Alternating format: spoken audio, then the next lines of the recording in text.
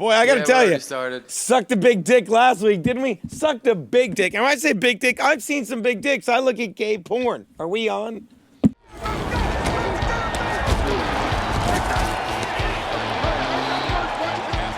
action fakes it for Texans. Yes, touchdown.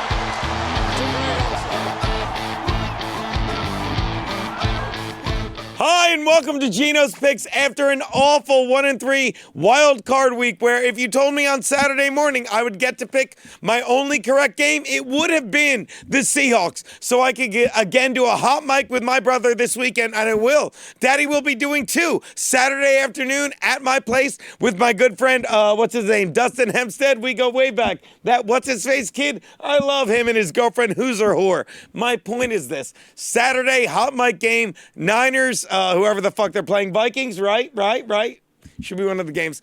And then Sunday, I'll be doing Green Bay and Seahawks. Anyways, let's get to it. After a 1-3 weekend, Daddy is down to 41, 42, and 4, or as Joanne says, 41 to 42 to 4. We'll get her to do one more. For a 49% against the spread record, which is not good, but with just 8 picks left before the Super Bowl, here's what I will need to tell you. Over the 11 previous seasons, only one of them has seen me below 50%. That's a fact, and I'll say it again. For all the people like, you suck at this, why don't you go back? They are all online. 12 seasons of this. Go back and watch every game and you'll see.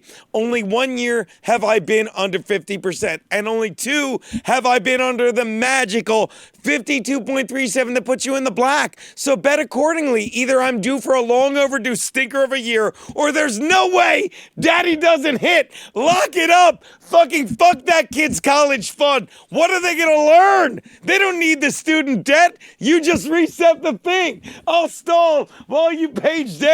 At any rate, let's get to the picks. Wow, that is seamless. My first pick, the Niners are giving a TD to the Vikings in San Fran. If you were thinking of betting the Niners this Saturday, you better hurry while they're still only laying a TD. Because if this story I heard has legs, one of their top receivers will be limping around on just one of his. Yup, just days after wide receiver Stephon Diggs. I said Diggs with a D, although the 2 G's in the middle is correct. How is that not funny? You don't... Missed practice with an illness. Fellow star pass catcher Adam Thielen suffered an ankle injury that limited him at practice on Wednesday. Oh yeah, Diggs was again absent for that illness.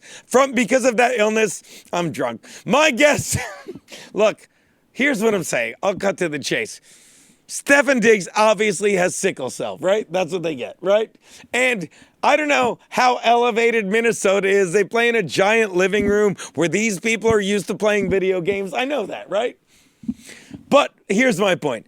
I don't know if either of the receivers for the Vikings will have their legs under them come Saturday. But don't waste your time worried about that when what really amazes me is that quarterback Kirk Cousins' legs are fine because he spent all of Sunday's upset of the Saints jumping up and down on them like a maniac. How didn't he twist his ankle? Yeah, but Kirk Cousins had 2 great throws in that win. He did, giving him 2 great throws in his fucking career. Please bet your money on Kirk Cousins, who yelled, "You like that?" in the locker room after taking my fucking money. Keep waiting for all that shit, because it's going to get a lot harder when the Super Bowl fucking happens, and Kirk Cousins will not be there. Take the Niners and lay the TD. Don't roll your eyes in the booth. You guys think you've got your shit together. We're sitting here doing stuff. All right, ready? My next pick, the Ravens are laying 10 to the Titans in Baltimore. Hey, if you were to ask me, of the 8 remaining teams left in the postseason, and I'll ask you as well, Garrett, of the 8 remaining teams in the postseason, who is by far the worst?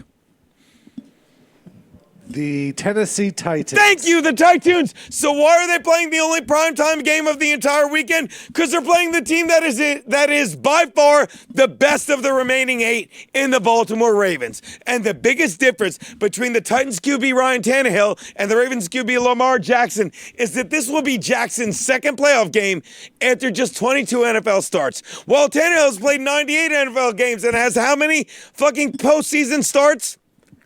One last week when the fucking Patriots went tits up. And before you argue, doesn't repetition make you better at what you do? It certainly does. And for Tannehill, that is repeatedly losing to better teams. Take the Ravens and lay all the points you can fucking find. Maybe if I drink all this 55% whiskey, I can get my picks up that high. You ready? My next pick, the Texans are getting 9 to hook from the Chiefs. Really? The Chiefs are favored by what is basically double digits over the Texans, who, after their wild card win, are 10-7 on Hey Year. I wrote the year, but it came out Hey Year. Hey Year. Hey Year. I will be sober next week. This is not the week, right? Hold on, before I read. This might be the drunkest. Like, really? Wasn't I not drinking this week? You've been drunker. That sounds like a wager. Really? Oh, have fun at it. Oh, I'm Joe Fernandez. I can make any video look good. Challenge accepted, fuckstick. And before you say, yeah, Gene, they should be what? What did I say before this? They should be something. Really? Really? Oh, yeah, they're 10-7 on the year. Well, they should be 10-7 after the year after outscoring their last 5 opponents by an average of 19 points a game. Yeah, but if you take the average score of the last 5 opponents they beat with a winning record, it would be that they outscored those teams by 7. Exactly. As in the 7 points they beat the Patriots divided by 1. Because that is the only team they beat with a winning record, and they needed a pair of terrible calls that came on consecutive plays by the officials. Who is this, the Chiefs? To beat the fucking Patriots. But you cannot argue that cause, and oh wait, whatever, it would have been a closer game. I, for one, cannot wait for Deshaun Watson to dazzle the Chiefs defense this game with his legs and keep it close, if not steal a win. And before you add, but Gene, that's my real name. It's short for Eugene. But Gene, the Chiefs get back D Ford on defense. Let me just say, that's a fitting name because D is his overall grade in postseason games. Because if it weren't for fucking him, the Chiefs would have been in the Super Bowl and not the fucking Patriots. Take the Texans and the points. I'm going to lock in. I'm going to focus for this last pick. You ready? I feel like my mouth is watering. Did I drink most of this? You can tell me. Seahawks are going to win this game. Ready? You don't think? Who do you like in this one, Garrett? I got the Packers going all the way. Do you think they win by 5? The Packers win by 5? Well, I'll tell you why. Because the Seahawks are getting 4 and a hook from the Pack in Green Bay. In a game that will come down to the QBs. What you see is what you get. Russell Wilson is the classiest guy in the game, and I will say this. Pound for pound, he is the best NFL player in the game at any position for what he does. That's what you see when you watch him. As for Aaron, one of the most classic fucking skits ever by Key and Peele.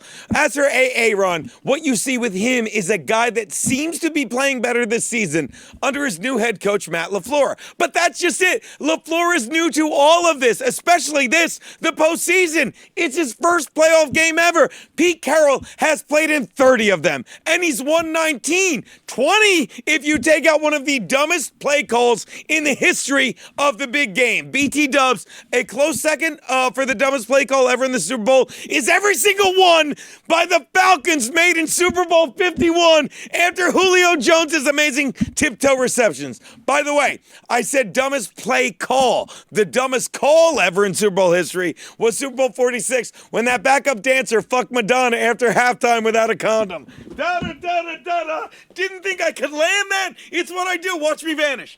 Where did... All right, whatever. Let's wrap it up. My point is Carroll has gotten his stupidity out of the way. Idiots who think the Pack wins by more than a field goal are about to feel dumber than he ever did. Go Hawks! Take the 4 and a hook. Steven Singer. All right, guys, here it is. The announcement you've been waiting for. Steven Singer, why do you leave these on here? I'm too drunk to stop reading. Go home. Bet these games. I'm out. What day did I say I was going to stop drinking? 5 days ago? You don't know what addiction is.